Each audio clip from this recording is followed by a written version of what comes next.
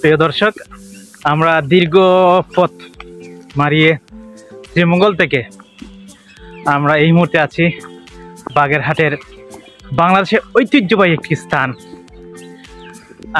ষাট গম্বুজ মসজিদে। এই যে দেখেন আমার পিছনে ষাট গম্বুজ মসজিদ।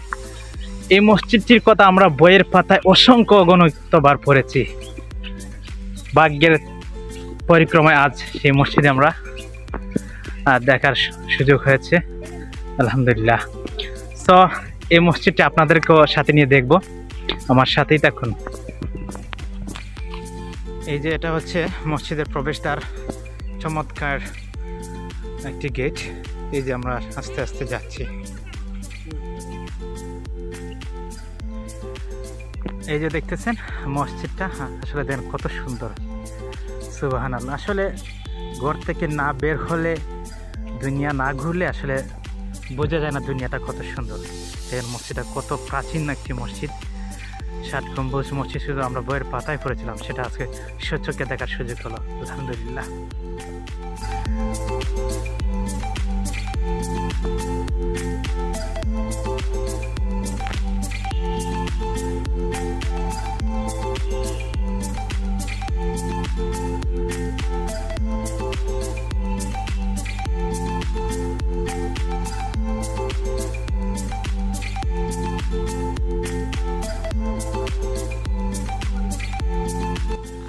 কথা হচ্ছে জীবন প্রচুর গুরুত্ব হবে, না ঘুরলে এই যে আল্লাহ তাআলার অপরূপ সৌন্দর্য সেটা দেখা হবে না। অতএব সময় আর সুযোগ পেলেই ঘুরতে বেরিয়ে যান, তাইলেই দুনিয়ার সৌন্দর্যটা উপভোগ করতে পারবেন।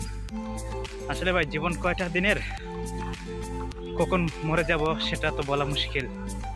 তাই দুনিয়াটাকে সচক্ষে দেখে তারপর মরার প্রয়োজন।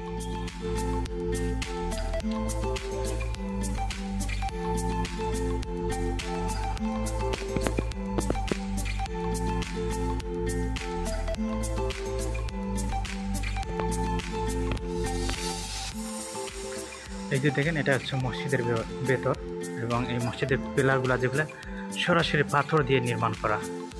তৎকালীন যে এই এলাকার শাসক ছিলেন খান জাহান আলী সাহেব, তিনি এই মসজিদটি নির্মাণ করেছিলেন, এবং এই সম্পূর্ণ পাথর দিয়ে, যে দেখতেছেন পাথর দিয়ে। আসলে দেখেন ভিতরটা খুবই শীতল এবং আরামদায়ক। ঘুরে ঘুরে দেখলাম, খুব ভালো লাগতেছে। দেখেন মূলত এই যে ষাটটা পিলার থাকায় এই মসজিদটির নাম ষাট গম্বুজ মসজিদ করা হয়েছে। আমরা এই মুহূর্তে আপনার মসজিদে আসরের নামাজ পড়লাম। নামাজ শেষে মসজিদের ঠিক পিছনেই এই দেখেন বিশাল বড় একটা দিঘি আছে, সেই দিঘি দেখতেছি। এই দিঘির নাম কি? মুরা দিঘি, গুড়া দিঘি, ঐতিহাসিক গুড়া দিঘি। এই দেখেন বিশাল বড়।